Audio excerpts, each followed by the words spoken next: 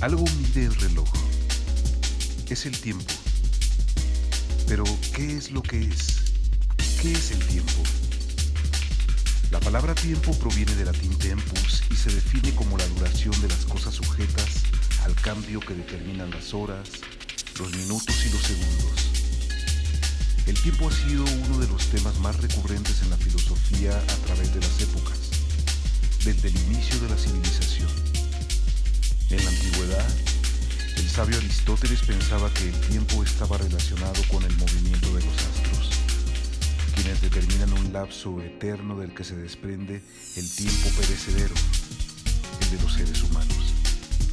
Aristóteles valoraba la concepción heredada de su maestro Platón, quien creía que el tiempo era una imagen móvil de la eternidad y que tenía un carácter cíclico. El gran pensador griego argumentaba que el tiempo es un movimiento circular que se repite constantemente en comunión con los astros. En la Edad Media, filósofos como San Agustín asociaron el tiempo con el espíritu, que es el sitio en el que se guardan los recuerdos. Por un lado, el pasado es ya inexistente, mientras que el futuro es algo que existirá en un tiempo posterior. El presente, que es algo que transcurre en el momento actual, eventualmente se irá transformando en un recuerdo, yendo a formar parte del pasado. Según San Agustín, el espíritu tiene la capacidad para retener lo ya sucedido e imaginar el futuro. A principios del siglo XX, el francés Henri Bergson consideró que el tiempo verdadero es aquello que brota de lo más íntimo de nuestra conciencia, misma que está ligada a la sensación del transcurrir. De esta manera, Bergson relaciona el tiempo citando un famoso pasaje de la literatura. En la novela En busca del tiempo perdido, del escritor Marcel Proust, el personaje principal, un adulto de mediana edad, remoja un panecillo en té. Es justo en el momento de probarlo cuando experimenta recuerdos de su infancia, de un pasado lejano en que solía hacer lo mismo, comer panecillos remojados en té. Bergson decía que los recuerdos son una de las partes más íntimas de nuestra voluntad y que con frecuencia se hacen presentes en la conciencia. En ocasiones, basta con volver a aquella comida que se nos preparaba siendo niños para hacer resurgir el pasado, un tiempo que ya no existe pero que se encuentra más presente que nunca. El tiempo es un concepto que encierra muchas interrogantes. ¿Acaso su tránsito es percibido de la misma forma por todos los sujetos que lo experimentan? ¿Cómo se almacena el tiempo en la memoria? Ahora que conocemos la profundidad de su naturaleza, sabemos que el tiempo apenas asoma en las manecillas del reloj.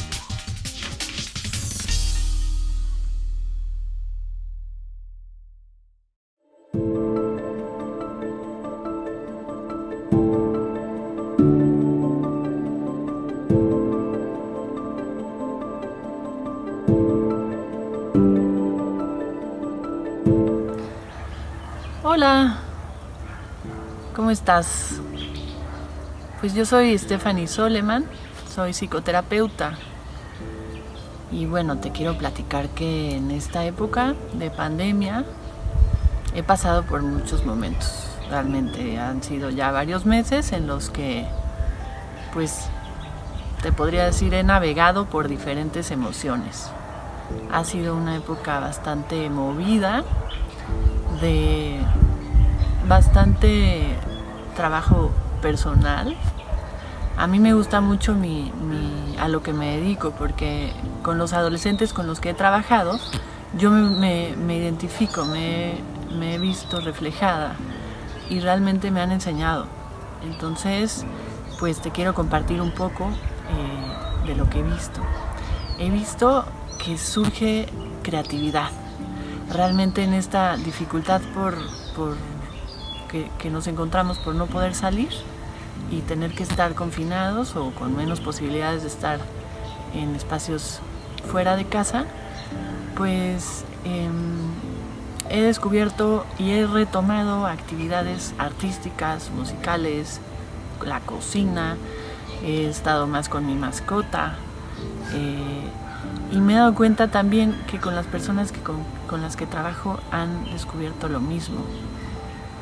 He visto esta época también como una oportunidad para pues dejarme viajar hacia el interior.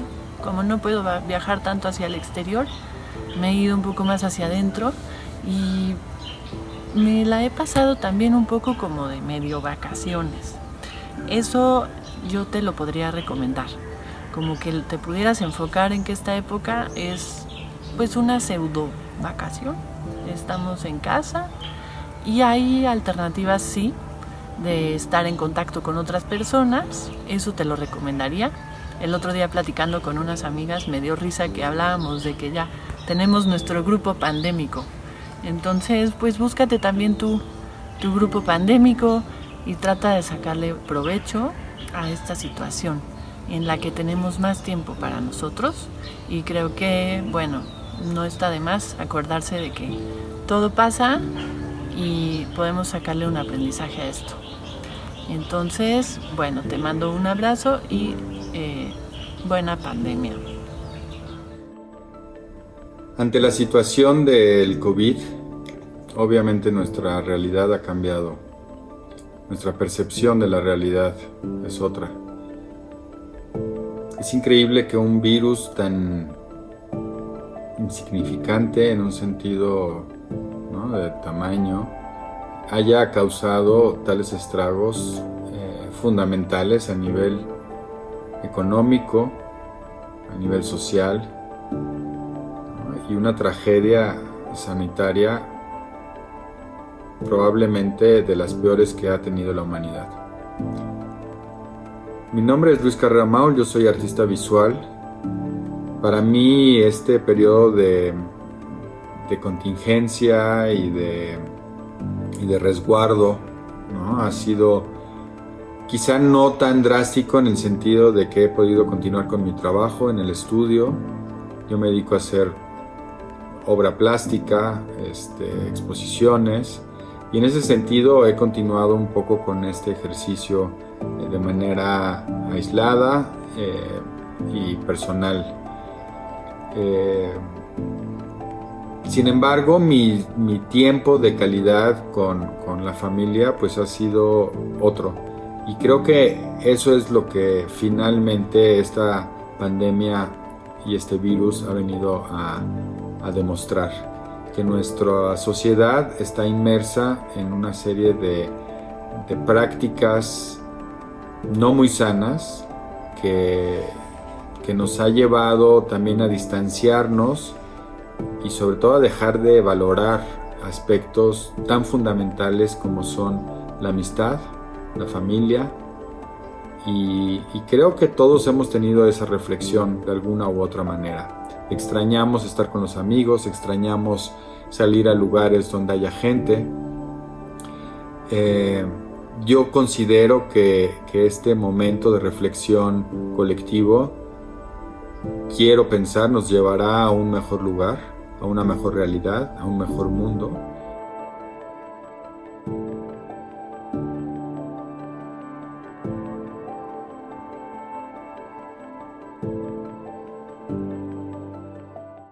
La filosofía es amor por la verdad, amor ferviente por la sabiduría, por el saber. Y esto implica buscar la verdad, buscar el saber, buscar el conocimiento. Y a su vez esto nos lleva al punto de que tenemos que hacer pues uso de una de nuestras capacidades, facultades, ¿no?, y potencialidades que llamamos todos razón. Pero la razón también puede tener sus propios vericuetos y sus propios problemas, sus propios zigzags, y derivar o desembocar en algo que ha llamado la atención a los pensadores a lo largo de pues, miles de años, ¿no?, que son las paradojas, las contradicciones, bueno, para no decir, por supuesto, auténticas falsedades y errores que supuestamente estarían sustentadas en un uso lógico de la razón. Para hablar de estas peculiaridades, ¿verdad?, de la razón en su uso filosófico y en su conexión con la filosofía, va a estar con nosotros en la serie Pensar para Vivir, esto es filosofía, el doctor Guillermo Hurtado, quien dialogará sobre algo que la propia formulación del título nos muestra como algo bastante curioso, ¿no? La tortuga invencible.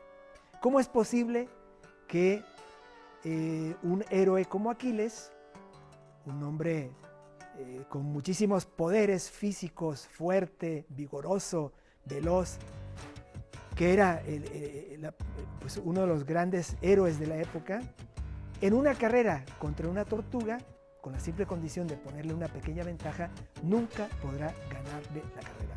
Sobre eso vamos a dialogar en un momento.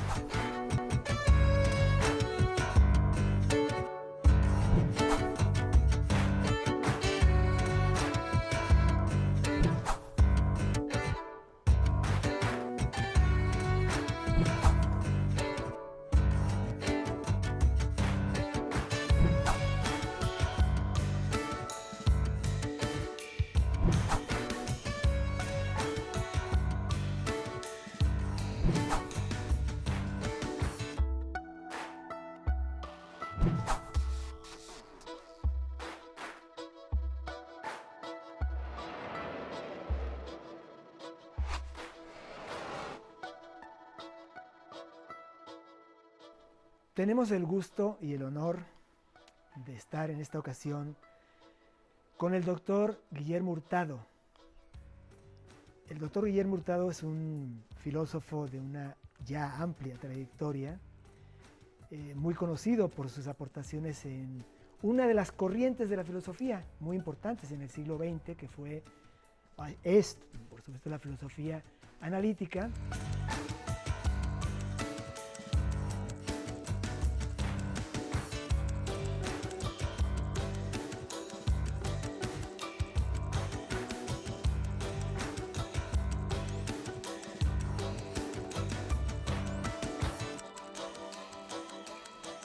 El doctor Hurtado se ha inclinado por otros tipos de intereses, ¿no? Como es el caso de la filosofía en México, y podríamos decir que en general todo lo que tenga que ver con problemas filosóficos como la ética, en su relación con México y los mexicanos. Todo lo que se ha hecho, el pensamiento en México, en fin, son cosas que han atraído la atención del doctor Guillermo Hurtado. El doctor Guillermo Hurtado es doctor por la Universidad Nacional Autónoma de México, aunque también realizó estudios en universidades extranjeras. Es investigador del Instituto de Investigaciones Filosóficas de la UNAM, instancia de la que fue en 2 ocasiones director, ¿sí? Por 2 oportunidades, ¿no? Y como decía hace un rato, pues es un académico con una amplia trayectoria que se ha traducido pues, en publicaciones, en revistas, en publicaciones de libros. Es muy conocido su libro sobre proposiciones russellianas, eso por lo que fue lo que ha sido su inclinación por la filosofía analítica, pero también podríamos destacar libros como México sin sentido, una reflexión sobre la situación de la educación en México y de la juventud, pues, en esta situación, en la situación actual, ¿no? En esta ocasión, el doctor Hurtado va a dialogar con nosotros sobre uno de esos fenómenos bastante extraños de la filosofía, que son las paradojas. Un filósofo antiguo de la escuela llamada eleática, o sea, de una ciudad llamada Elea, de donde era Parménides, ¿no? Y un discípulo de Parménides, Zenón de Elea, formuló varias paradojas. Una de ellas sostiene que el gran, vamos a decir, héroe Aquiles, el de los pies ligeros, ¿verdad? O sea, que alguien que se distinguía por su potencia y por su agilidad y por su velocidad, jamás podría derrotar en una carrera a una tortuga con la condición de que le diera una pequeña ventaja. ¿Qué nos dices, querido Guillermo? Además, muchísimas gracias por estar con nosotros. Gracias a ti por la invitación. Sé que va a ser un placer espero. dialogar contigo. Claro. ¿Qué nos dices? ¿Qué podemos extraer de esta paradoja de Zenón? Mira, las paradojas son como trucos raros de la razón. Como de repente, si un mago saca del sombrero algo que no nos esperábamos. Y las paradojas son tan importantes para la filosofía. Hay paradojas de muchos tipos, ¿no?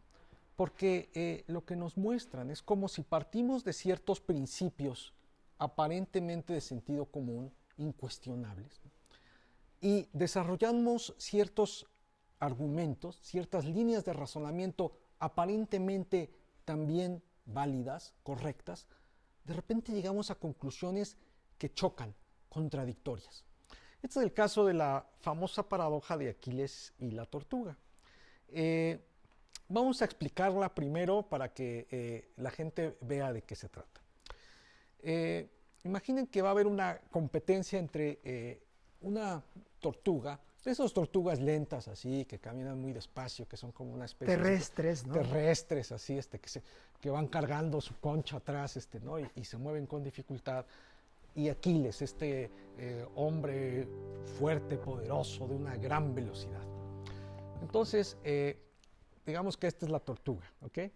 Y que aquí está Aquiles, ¿no? Y que tienen que llegar a la meta que está por acá, ¿no? Bueno, entonces Aquiles, que es muy arrogante, le dice a la tortuga, mira, te doy 10 metros de ventaja, ¿no? Y vas a ver cómo yo te voy a ganar, ¿no? Y bueno, entonces se reúnen todo el público, se forma la tortuga 10 metros adelante de Aquiles y bueno, no había pistolas en aquella época, pero bueno, imaginémonos que alguien dice, adelante. La tortuga va muy despacito, ya lo sabemos. ¿Okay? Empieza a caminar inmediatamente en el momento en que empieza la carrera. Digamos que la tortuga camina 1 metro. Y en ese mismo lapso, Aquiles llega al punto de donde partió la tortuga. ¿Okay? Bueno, todavía no la ha alcanzado. No. Apenas llegó al lugar donde empezó la tortuga. Bueno, la tortuga siempre va a seguir avanzando. O sea, la tortuga no se detiene. La tortuga avanza. Entonces, Aquiles le va a tomar algún tiempo llegar al punto donde la tortuga se quedó cuando él llegó al punto de partida original de la tortuga. Entonces, digamos que la tortuga avanza poquito y Aquiles ya llega acá. Bueno, pues la paradoja es la siguiente. Por poquito que avance la tortuga, Aquiles tiene que llegar a ese punto donde está la tortuga. Pero la tortuga, si no se quedó parada, tuvo que haber avanzado. Claro. Entonces, Aquiles siempre va a tener que estar llegando al punto de partida de la tortuga. Pero si la tortuga siempre se está moviendo, si está dejando ese punto de partida, nunca la va a poder alcanzar. En consecuencia, Aquiles jamás podrá alcanzar a la tortuga. No solo no podrá ir más adelante que ella, sino que ni siquiera jamás podrá llegar al punto donde está la tortuga en el momento en el que él también se movió de un punto a otro. Esta paradoja... Ahora, esta paradoja sirvió, o pretendía servir, ¿verdad? Sí. Para plantear la idea de que el movimiento es una ilusión. Es una ilusión, exactamente. A ver, este filósofo que tú señalaste, Parménides de Elea, afirmaba que el ser es uno e inmóvil, que el cambio, el tiempo, todas estas cosas que nos preocupan tanto a los seres humanos, ¿no?, en realidad no debían preocuparnos porque eran ilusiones. Otros filósofos, en cambio, decían que todo el ser es tiempo, es cambio, ¿no? Que no, como decía Heráclito, otro filósofo famoso de esa época, no puedes nunca entrar al mismo río porque todo está moviéndose. Ahora, lo que quiere hacer Zenón de Elea con esta paradoja y con otras semejantes, que podríamos hablar de ellas, es mostrar que el tiempo y el movimiento, tal como lo concebimos, en realidad lleva a estas paradojas que muestran que si nosotros examinamos con cuidado cuál es ese concepto de tiempo y ese concepto de movimiento que nosotros tenemos, son contradictorios. Es decir, si nosotros pensáramos de manera adecuada qué es el tiempo y qué es el movimiento, tendríamos que llegar a la conclusión a la que había llegado el maestro de Zenón, Parménides de Elea, de que todo es una ilusión, ¿no? Esto choca evidentemente al sentido común, porque nosotros pensamos, creemos fervientemente que el tiempo existe y que el movimiento existe, ¿no? Que es perfectamente posible que yo me mueva de aquí y pueda tocarte a ti, a pesar de que nos divide una susana distancia de aproximadamente 1,5 metros, de que eso es posible. Entonces, ¿qué le respondería Zenón a estas personas? Que dicen, pero mira, ya lo estoy haciendo, eso es todo una ilusión.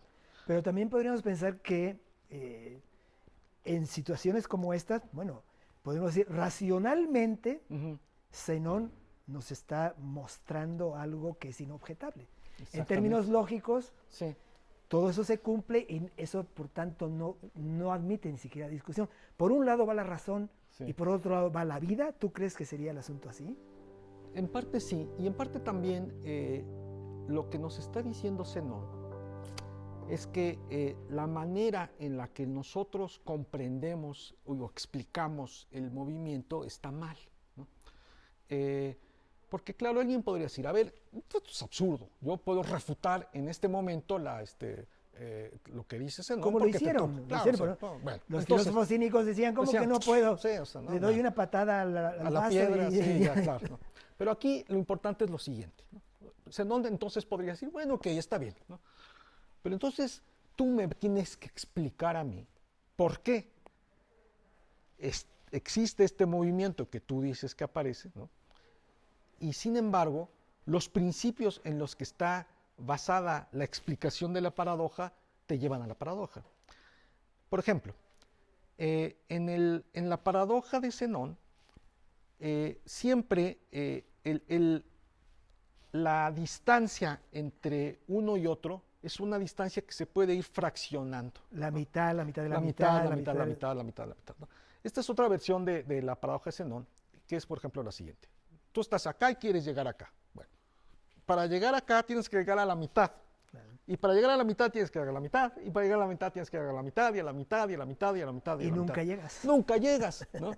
Ahora, alguien diría, bueno, es ridículo, porque el mundo no es así. En el mundo sí llegas de un lado a otro.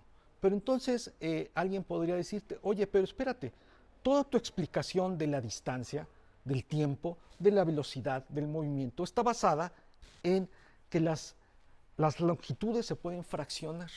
Sí. O sea, toda la ciencia hay una física, premisa que estás proponiendo, claro, sin ninguna... Exactamente. Entonces, a ver, toda nuestra comprensión ordinaria y científica del movimiento, ¿no?, está basada en la idea de que las distancias se fraccionan, ¿no?